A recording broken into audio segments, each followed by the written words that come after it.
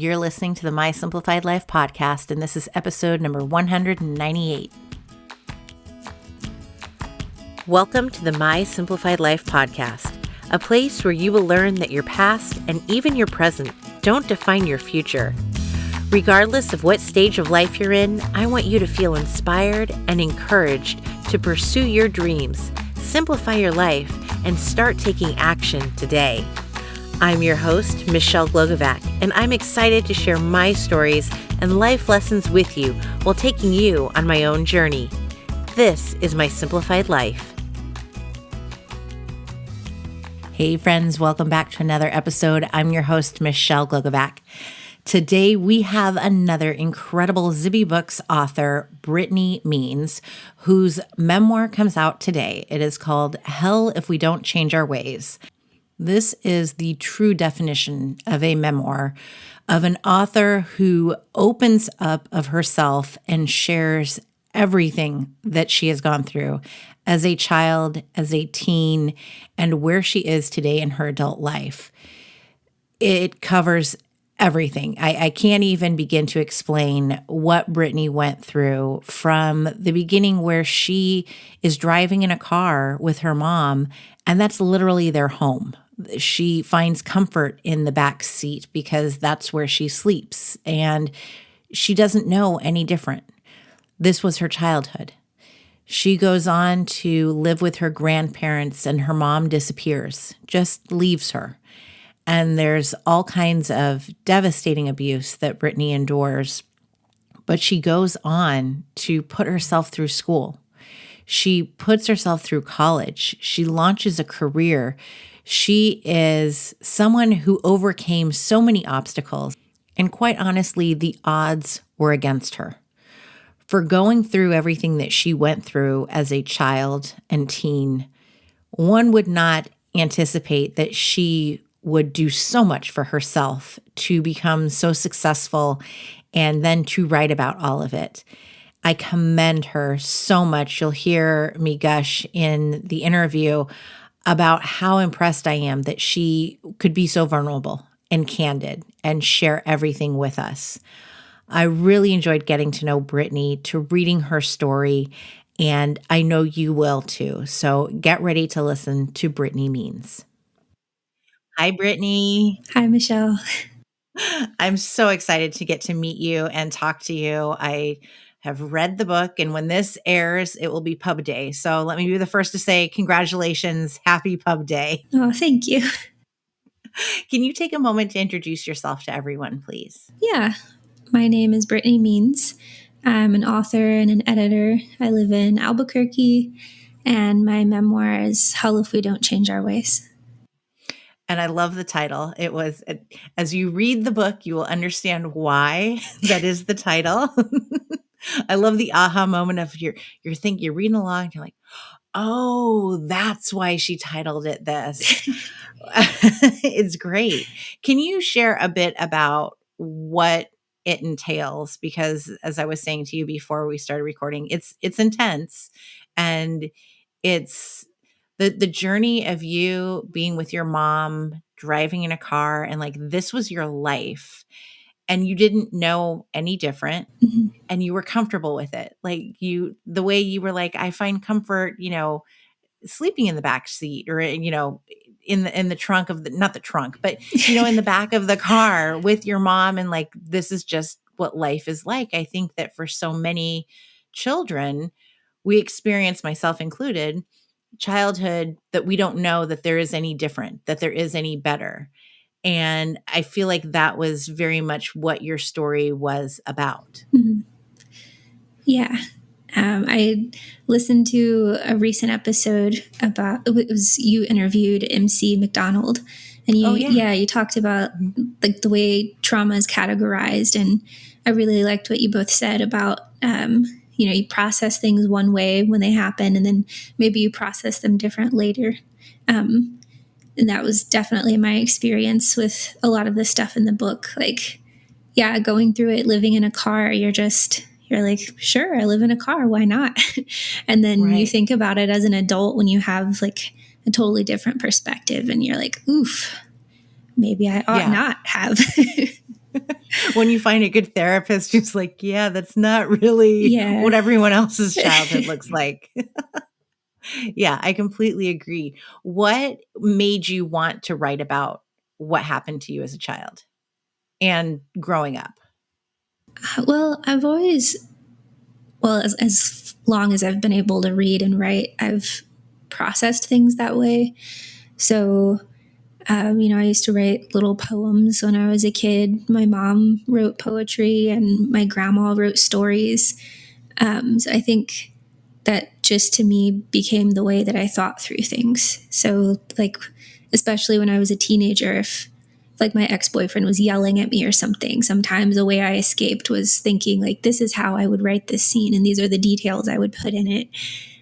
It was just a way to kind of, I guess, compartmentalize what I was going through. And then when I was in college, I took a nonfiction writing class with Jill Chrisman, who also has, well, now multiple memoirs.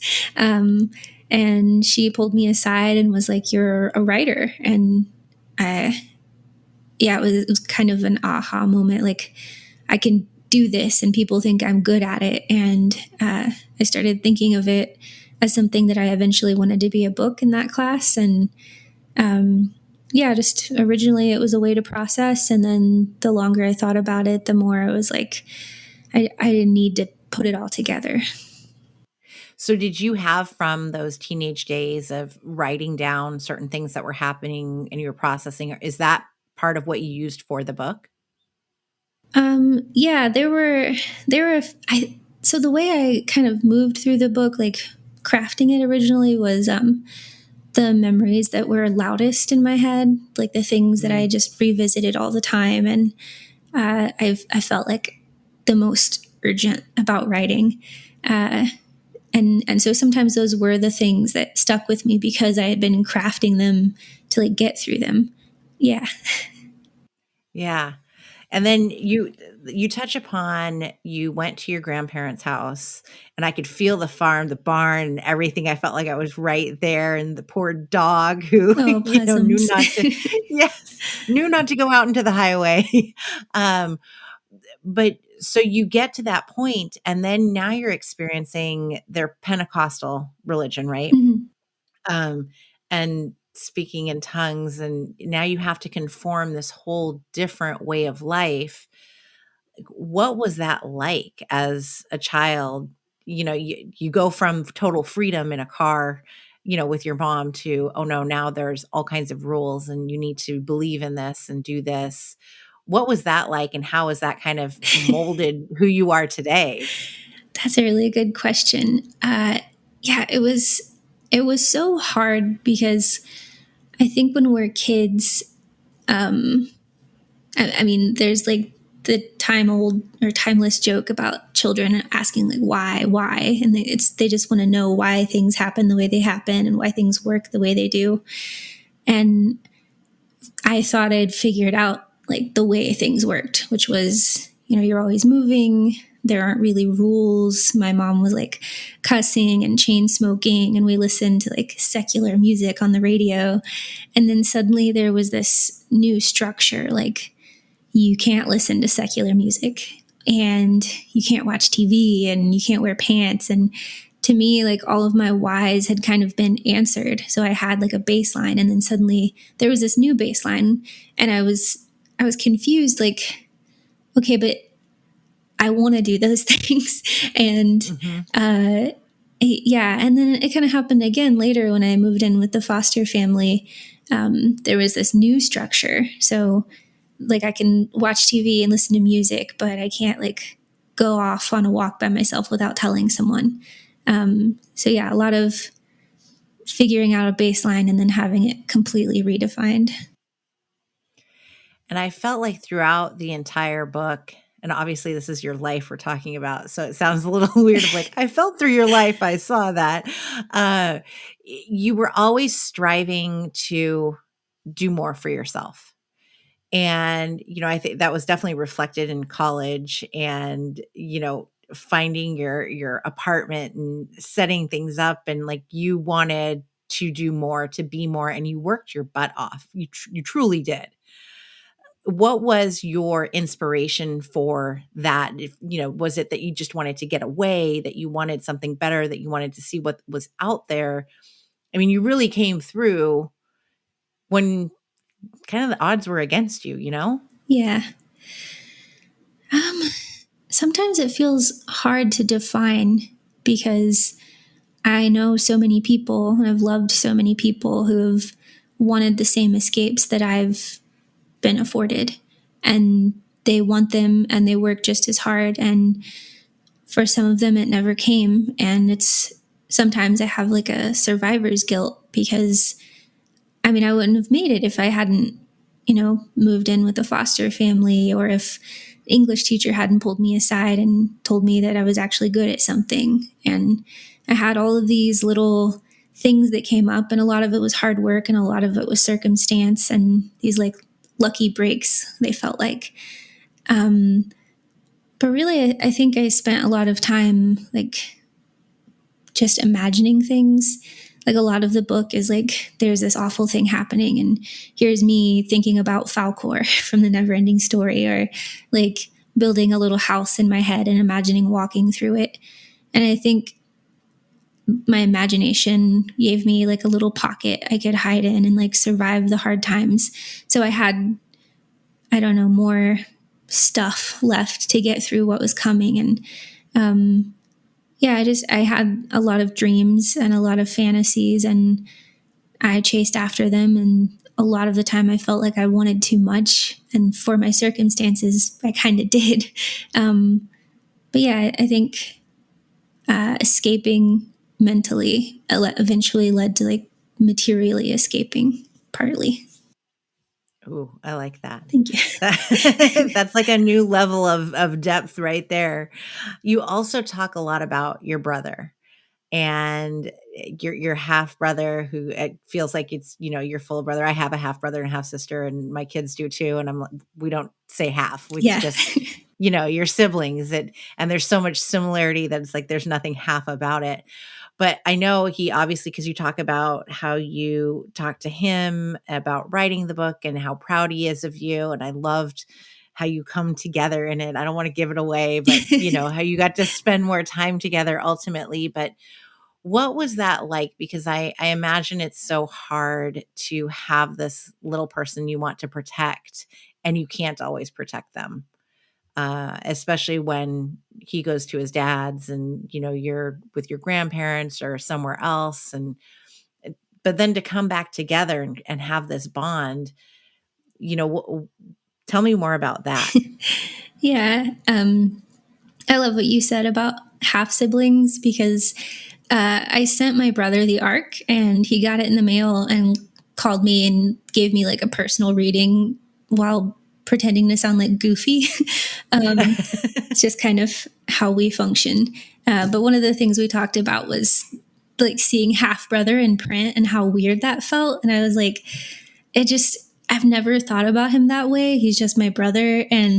But I needed to clarify for the readers. But yeah, we talked about that a little bit, like half brother. Right.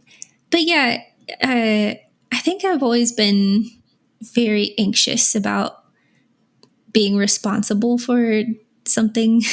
Like, and I don't know how much of that came from taking care of Ben when we were younger, but yeah, it's really hard to be so aware of someone else's fragility when you're a kid. Like I was aware of my mom's, and it was very different from the way I was aware of my brother's. Like we would be like, if I was by myself and he was with his dad and I was in a house and people were fighting, it's like I can, go hide in a closet or behind a couch or just escape into my head until it's over.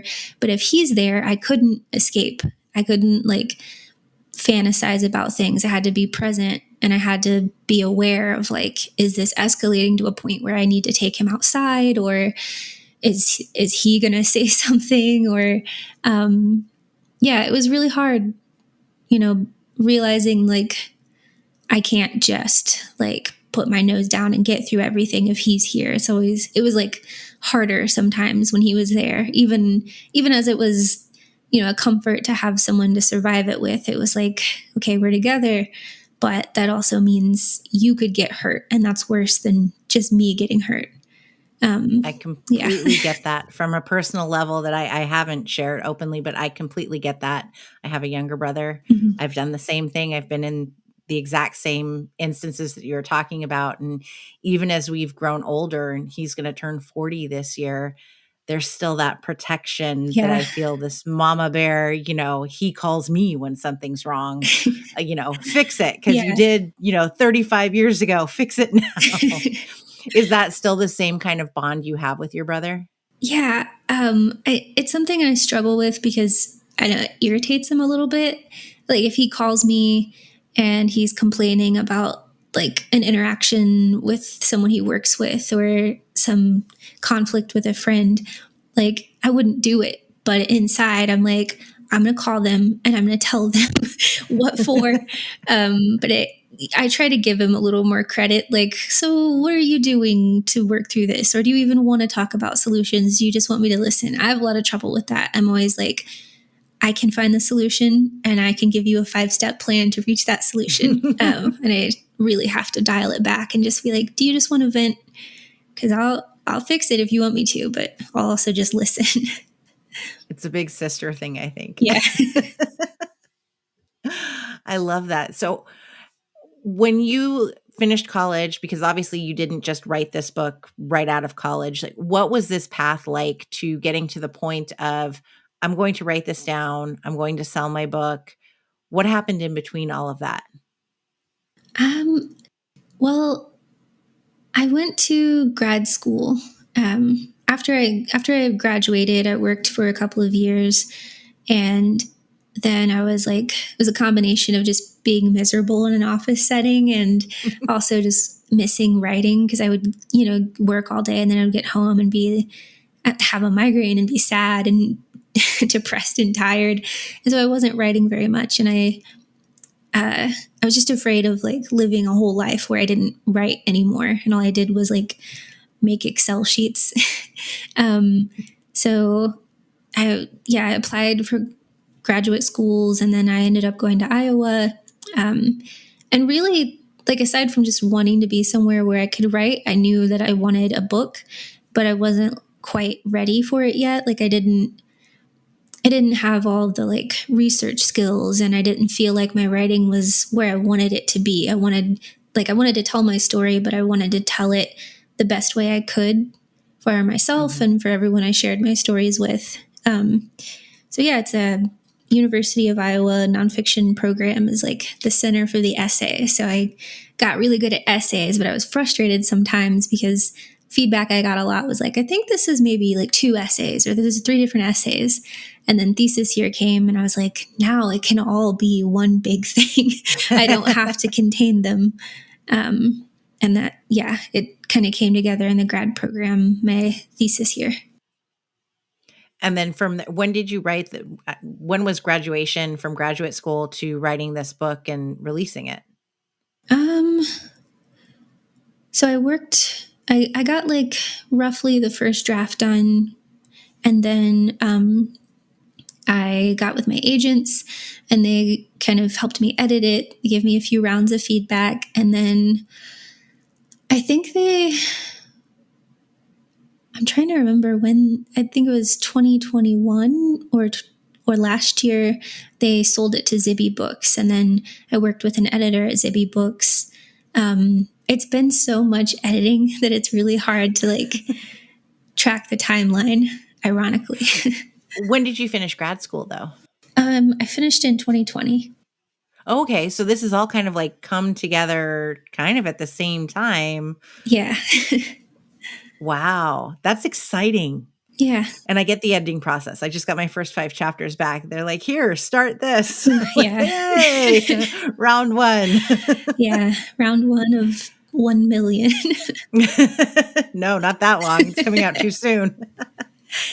So what is next for you besides the book tour and, getting this out into the world? What are you going to work on next? So I have 2 more books that are kind of fighting for space in my head right now. And I know which one I'm going with. I have so much research to do for this one. I think writing Hell If We Don't Change Our Ways was really healing, and then unhealing, and then healing again. And there's so much else that I want to write about. And this next thing is more about like health and mental health and religion and how they all come together. And it feels really good. I know it's going to be another like very personal book, but it's more like research heavy. And I think maybe that level of distance will be kind of nice, a nice change from Hell If We Don't Change Our Ways. You bring up a great point about healing and unhealing, and with the book that you wrote, like, what was that like? Because you're open, it's kind of like, it feels to me like you're opening up old wounds Mm-hmm. that, you might not have thought about recently, or, they're so far in the past. And yet you're like, okay, I'm going to put them at the forefront of my mind and basically relive them. What was that like? And did you have to like step away from the computer and come back, or, call the therapist and be like, I just discovered this new memory and I'm writing about it. What was that whole thing like? Yeah. Oh gosh. It was so the end of my thesis year was also when lockdown started. So I finished the book in lockdown, which was really hard. Or I finished the first draft because when I was first working on it, I was like running constantly. So I would write a little bit, and then it was just like, there's so much going on in my body. I just need to go. And I was running like 10 miles a day, and my hips got really messed up. And it was too much. But I think at first it was like, so I'd been thinking about the events of the book, like kind of obsessively for a long time, like trying to make sense of them and just grapple with them and contextualize them within my relationships. And then I was finally like putting them down on the page, and it was like hard. It was kind of physically harder than I expected. I just would have days where you get the inspiration and you can sit there for like 8 hours and just write and write. And then at the end of it, you're like, I forgot to eat or I haven't like changed positions in hours, or I haven't talked to another person. And then when lockdown happened, at the very beginning, we really didn't know a lot. So it was like, I wanted to go running, but I didn't know if it was safe, or I wanted to just like go to the co-op and get a sandwich, but I couldn't do that. It was like, I'm right in the house, and then I'm stuck in the house, and it was cold, and there was nowhere to go. And that was really hard. But then I think once I got like the draft done, it felt like, okay, like I at least have it, like it's there, and now I can just mess with it, but it's all out. And then after I got to the point where I submitted it to Zibby Books, it felt like I had like exercised it by writing it and getting it into the shape I wanted. And that was a really good time. It was like, okay, I did it. And then all of the rounds of edits. And like at first I was like, all right, I'm fixing it. It's getting better. And then like near the end, I was so miserable editing it that I would just like sit here with my hair and my fists, just like, I can't do this anymore. It's just like, once you move past something, like forcing yourself to sit in it and like literally build the scene of something that you've already like processed and feel like you've healed from, it was really hard. And then yeah, like once they were like, all right, this is the last thing, you just have to check this final copy edit and like the typeset and everything. And then I remember like walking away from that, and I just went on a walk, and I was like, it's done. So yeah, the very long-winded way of saying a lot of healing and unhealing and then healing again. Now, writing about so many family members, it's kind of like you opened the can of worms of, here's who we are. Yeah. What is that? Because I have that fear of, oh, people are still alive. Do we write about them? Because that could sever all relationships. What was that like for you, if you're willing to share it?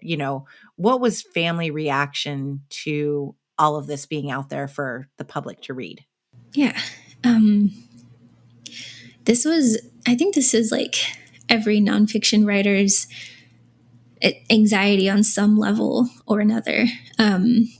And I definitely got like the full range of reactions. I got like, we're not talking anymore, all the way to thank you so much for writing this, and like everything in between. And I think when I was writing it, my goal was I don't want anybody to feel like I only wrote like, here's what I went through, and it was so hard for me, and I was the only one who gets any complexity. I wanted people to come across as like complicated. I didn't want anyone to be able to finish the book and just feel one way about a character. And so like writing with that goal in mind was like, I guess it made me feel like I have this light at the end of the tunnel, which is that I know I did my best. And regardless of like how much research, how much consideration and compassion and love I put into it, if nobody really fully likes how they're portrayed on the page, if someone has a really big bad reaction, I can know like I did my very best and I wrote it with love. And there were times I had to go back and edit something because I had to write it the angry way and then come back and write it the nuanced way. But yeah, I think everyone has to come up with their own answer, and there's no like objective, moral, right way to do it. I think there are some objective, wrong ways to do it. But yeah, for the most part, you kind of have to figure out your own little system of, am I doing my best? And what does my best mean? And all of that. And doing it for yourself. I did not like the ex-boyfriend. Oh, I did not. I admired your uncle. I was like, oh, he just wants you guys to play and to have I liked your uncle. Yeah, so he's pretty cool. I hope good. Yeah, there were certain ones. It's funny because it's been a while since I read it. And I was like, oh, I got to refresh my memory. It's been over a month and other books in between. And just as we're talking, I'm like, oh yeah, her uncle would play with them and take them, go driving and do other kinds of things. And it's nice to get that familiar feeling of, oh, now it's all there. Yeah. I can picture it all. Yeah.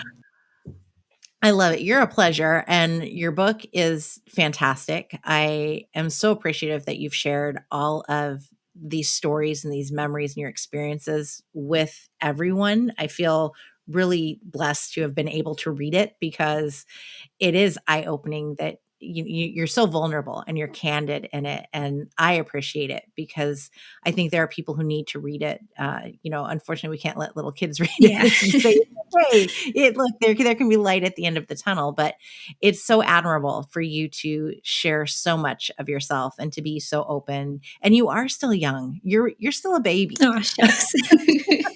You are. Where can everyone purchase the book, follow you, find you, get their hands on the next book when it comes out?